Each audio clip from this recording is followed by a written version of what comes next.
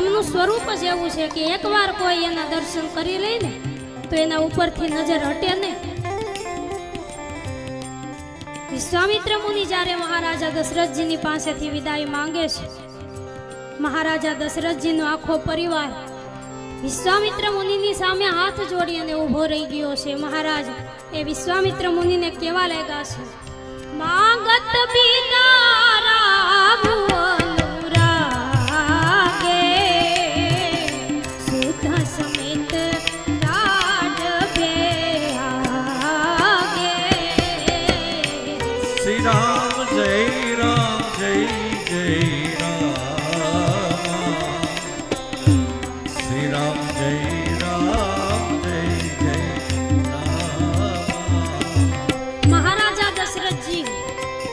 વિશ્વામિત્ર મુનિને કહેવા લાગ્યા છે કે મહારાજ, આ બધી જે સંપત્તિ છે ને અયોધ્યાની એ તો તમારી છે. હું તો મારા પરિવાર સહિત તમારો દાસ છું.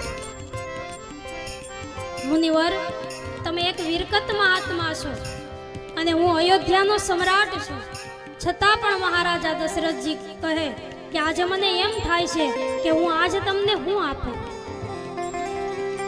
આજે તમે વિદાય લઈ રહ્યા છો ત્યારે આપને આપવા માટે મારી પાસે કાંઈ નથી. વિચાર કરો કે મહારાજા દશરથજી તો અયોધ્યાના રાજા હતા અને છતાં પણ એ વિશ્વામિત્ર મુનિને કહે છે કે તમને આપવા જેવું મારી પાસે કાંઈ નથી. તો કેટલો મહિમા એ સંત દર્શનનો કરે છે. મહારાજા દશરથજી એ સંતોનો પ્રભાવ જાણે છે કે સંતોની તો દુઆમાં મોતને રોકી દેવાની તાકાત છે.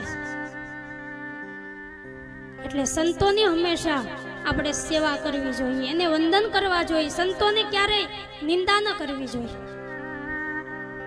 જો આપણને સંતોમાં વિશ્વાસ હોય તો તમે સંતોને વંદન કરો, પણ આપણને વિશ્વાસ ન હોય એને વંદન ન કરીએ તો કાંઈ નહીં, પણ સંતોની ક્યારેય નિંદા ન કરવી. કારણ કે આ જગતમાં જે સંતોની નિંદા કરે છે, ભગવાન કહે કે એનો અપરાધ ક્યારેય હું માફ નથી કરતો. ભગવાન કહે કે મારો કોઈ જો અપરાધ કરે ને તો એને હું માફ કરી દઉં, પણ મારા સંતનો જે અપરાધ કરે એને હું ક્યારેય માફ ન કરું.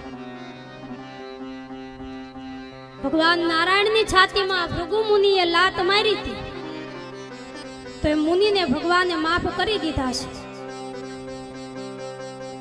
પણ ભગવાનનો ભક્ત સંત વિભીષણ કે જેની ઉપર રાવણે લાત મારી, રાવણે પ્રહાર કર્યો, તો એ રાવણને ભગવાન કે મેં નથી છોડ્યો.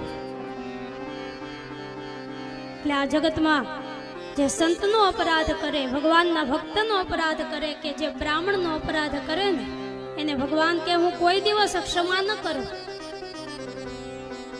એટલે જીવનમાં આવો દોષ, આવું પાપ આપણે ક્યારેય ન લેવું. જો આપણને વિશ્વાસ હોય, ભરોસો હોય તો માથું નમાવવું, પણ આપણને ભરોસો ન હોય તો એની નિંદા ક્યારેય ન કરવી. સંતોની તો ભાગમાં હોય ને તો સેવા કરી લેવાય. કારણ કે સંતોના તો ચરણોમાં 68 તીર્થ નિવાસ કરતા હોય છે.